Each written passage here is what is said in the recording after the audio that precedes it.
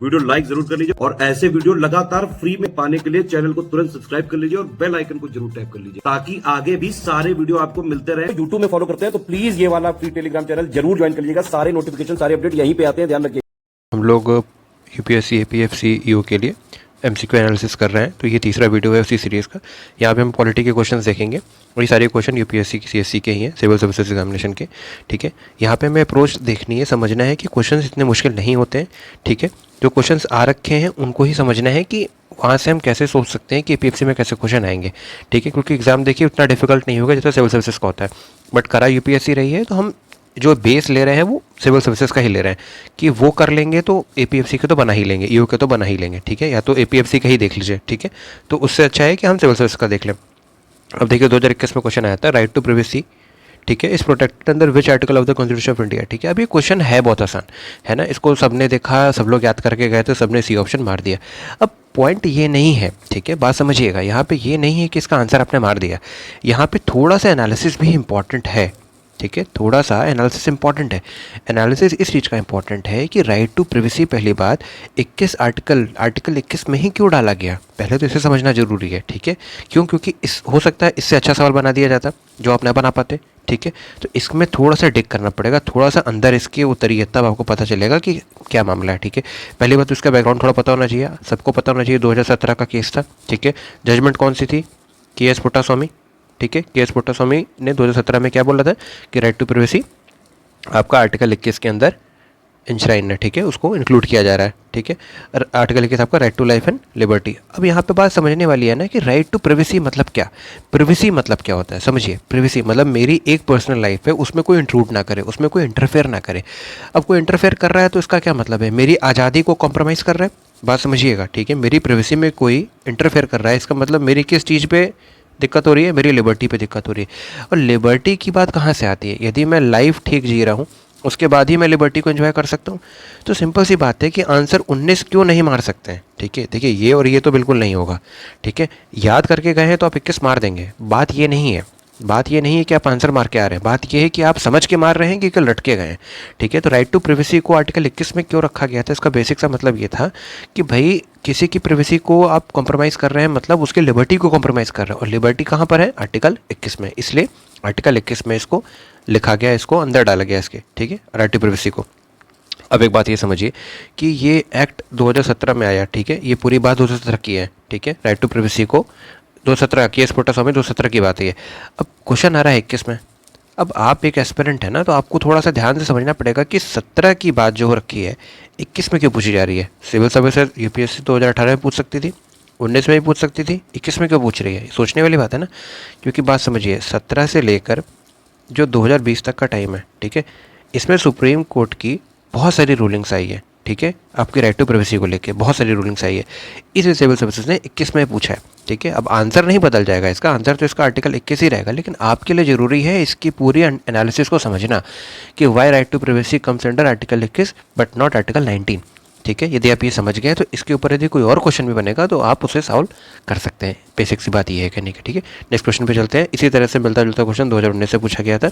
ठीक है, which article of the constitution safeguards ones right to marry the persons of one choice. ठीक है, अब ये बात क्यों कही गई थी, 19 में क्वेश्चन क्यों आया, क्योंकि 18 में बहुत एक फेमस केस हुआ था, आपको मालूम होगा, उसको हडिया केस कहते हैं। ठीक है, जो नहीं पढ़ रखा है जाइए उसको पढ़िए जाकर, क्योंकि आपके पेपर के लिए इंपॉर्टेंट है। बीट प्रीलिम्स बीट मेंस कहीं भी पूछा जा सकता है, और पूछा गया भी, और एग्जाम से पूछा गया है मेंस में। ठीक है, इस केस में क्या था कि एक बेसिक सी बात कही थी, सुप्रीम कोर्ट की रूलिंग आई थी कि किसी भी एक फीमेल का पूरा राइट है, किसी भी एक मेल का एक राइट है, वो अपने चॉइस के इंसान से मैरिज कर सकता है, ये कहीं से भी इलीगल नहीं है, ये उसका फंडामेंटल राइट है। मतलब आप अपनी चॉइस के अकॉर्डिंग मूव कर सकते हैं, यहाँ पे आप किसी के भी राइट को वो नहीं कर रहे हैं, कॉम्प्रोमाइज़ नहीं कर रहे हैं, आपका इंडिविजुअल राइट है, फंडामेंटल राइट है। ठीक है, तो बात समझिए, ये क्वेश्चन 19 से पूछा गया क्योंकि 18 में केस आ रखा, तो आप देख रहे हो 18 में कोई करंट अफेयर आ रखा है, उससे एग्जैक्ट लिंक करके अगले साल क्वेश्चन पूछ लिया गया। इसका मतलब इस साल यदि 2023 है तो अब 21-22 के जो मेजर इवेंट्स हैं पॉलिटिकल, ठीक है, जो बड़े इवेंट हुए हैं जिसमें आर्टिकल की ज़्यादा बात की ही गई है, ठीक है, वो हमको पता होना चाहिए कि वो 23 में पूछे जा सकते हैं। यहाँ से ये बात समझनी है कि कोई केस डिस्कस हुआ है, सुप्रीम कोर्ट की कोई इंपॉर्टेंट रूलिंग आई है फंडामेंटल राइट को लेकर, ठीक है, तो वो बहुत ज़्यादा चांसेस से पूछी जाएगी, ठीक है। तो यहाँ पे भी क्या रूलिंग आई थी कि ये भी क्या है, आप किसी को मना कर रहे हैं कि आप अपनी मर्जी से मैरिज नहीं कर सकते, मैरी नहीं कर सकते, आप उसकी क्या कॉम्प्रोमाइज़ कर रहे हो, उसकी लिबर्टी कॉम्प्रोमाइज़ कर रहे हैं ना। भाई मुझे कोई मैरी करने नहीं दे रहा अपनी चॉइस का, तो ये मेरी लिबर्टी पे क्या हो रहा है, लिबर्टी पे कॉम्प्रोमाइज़ हो रहा है ना, मेरा लिबर्टी का राइट कॉम्प्रोमाइज़ हो रहा है। तो ये भी किसके अंदर आएगा, आर्टिकल 21 के अंदर आएगा, सिंपल, ठीक है। क्वेश्चन आसान है, इसका फंडामेंटल समझना है, इसका लॉजिक समझना है, और इस क्वेश्चन की बैकिंग क्या है, कहाँ से उठ रहा है, आइडिया किससे उठ रहा है ये क्वेश्चन, ठीक है। क्वेश्चन कहाँ से उठ रहा है, उसकी बैक ट्रेसिंग बहुत इंपॉर्टेंट है, नहीं तो आप क्या करेंगे, आप रट लेंगे, है ना। आपने देखा right to marry person of one choice, आपने आर्टिकल 21 रट लिया, सीधा मार के आ गया, ऐसा नहीं करना है।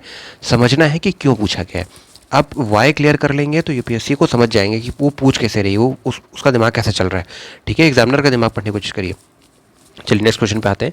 2021 में ये क्वेश्चन आया था, ये भी देखिए बहुत सिंपल है, और इस तरह का क्वेश्चन मुझे बहुत एक्सपेक्टेड है कि इस लाइन्स पे बहुत सारे क्वेश्चन एपीएफसी में और ईओ में इस बार आएंगे, ठीक है, क्योंकि ये बहुत बेसिक सवाल होते हैं, येट थोड़ा सा ट्वीक होता है, कॉम्प्लेक्स होता है, ठीक है। यदि आपने हल्का सा थोड़ा घूम गए तो गलत हो जाएगा।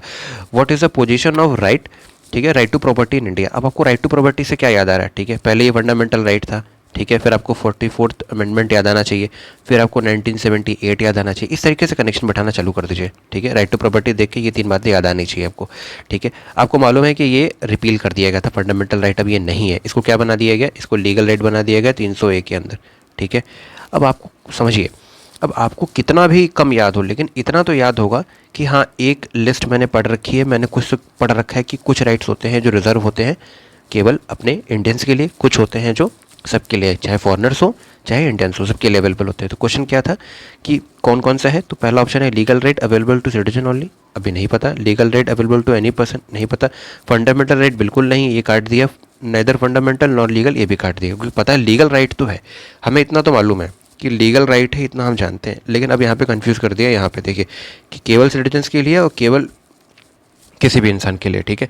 अब यहाँ पे कोई यदि ध्यान से नहीं देखेगा, ठीक है, कंफ्यूज हो जाएगा, तो वो कंफ्यूज हो सकता है।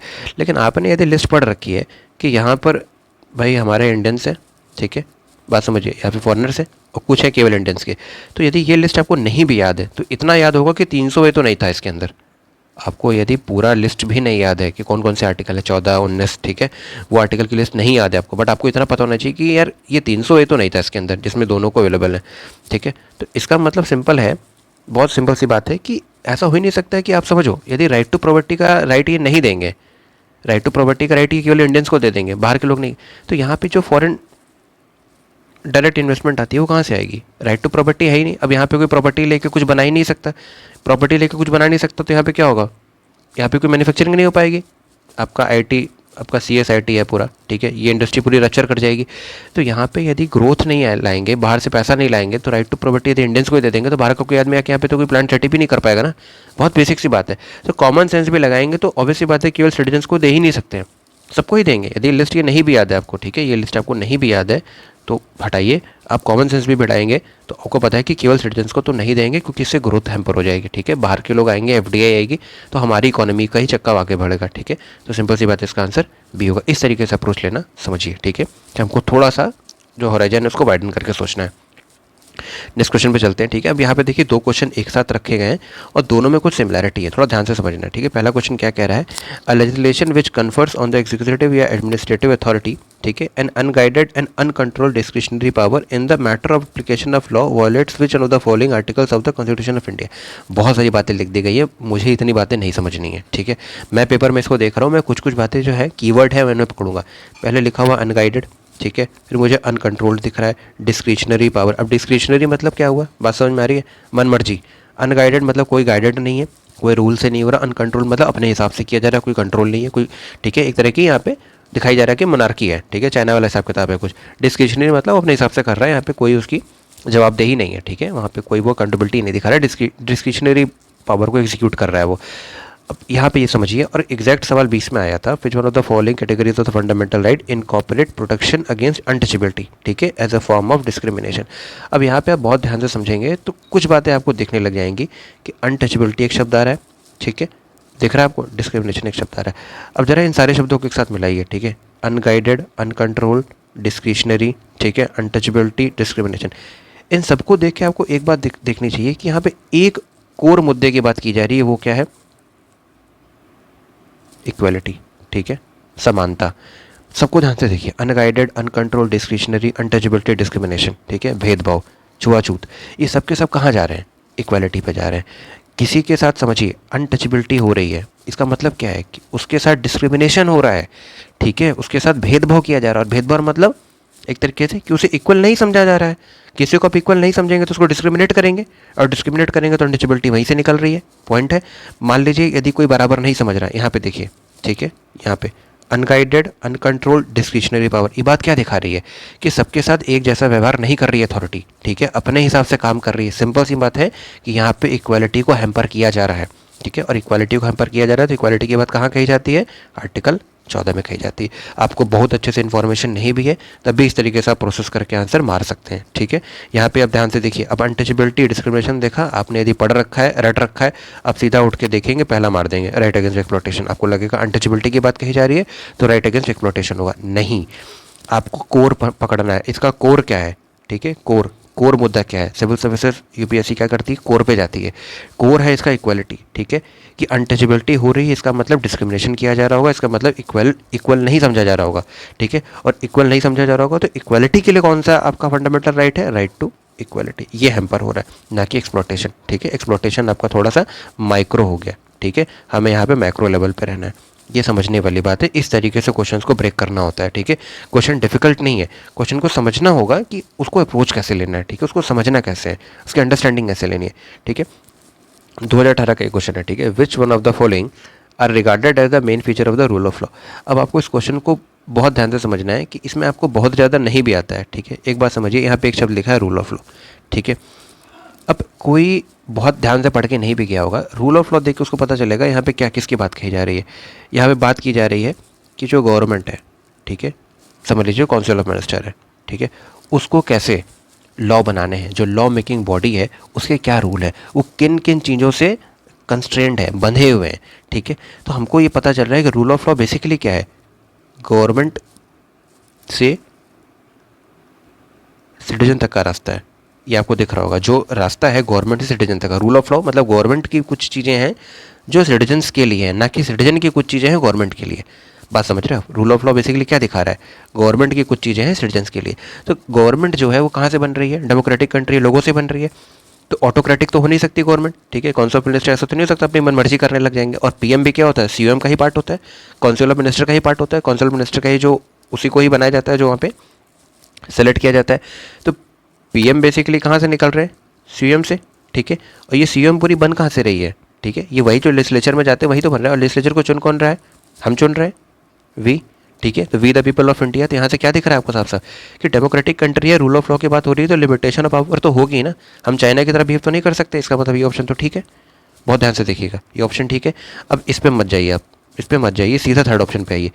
अब यहाँ पे लिमिटेशन ऑफ पावर क्या दिखा रही है? गवर्नमेंट टू सिटीजन दिख रहा है, इक्वलिटी बिफोर लॉ। अब इक्वलिटी बिफोर लॉ कौन इंश्योर करेगा? सिटीजन इंश्योर करेगा कि गवर्नमेंट इंश्योर करेगी? गवर्नमेंट करेगी। तो यहाँ पे भी फ्लो क्या है? गवर्नमेंट टू सिटीजन्स, ठीक है। अगले देखिए, पीपल्स रिस्पॉन्सिबिलिटी टू गवर्नमेंट। अब यहाँ पे बिल्कुल समझ में आ रहा है कि लोगों की रिस्पॉन्सिबिलिटी गवर्नमेंट की तरफ, इसका रूल ऑफ लॉ से कोई मतलब नहीं है इस पूरे लाइन का, ठीक है। इस पूरी लाइन का यहाँ पे ध्यान से देखिए, इस पूरी लाइन का इससे कोई भी मतलब नहीं है। Rule of law is government to citizen, ठीक है। गवर्नमेंट की क्या चीज़ें हैं सिटीजन्स के लिए, वो रूल ऑफ लॉ दिखा रहा है। यहाँ पे पीपल्स रिस्पॉन्सिबिलिटी की कोई बात हो ही नहीं सकती, क्योंकि फंडामेंटल ड्यूटी की बात नहीं हो रही है यहाँ पे। तो थर्ड ऑप्शन तो पक्का नहीं है।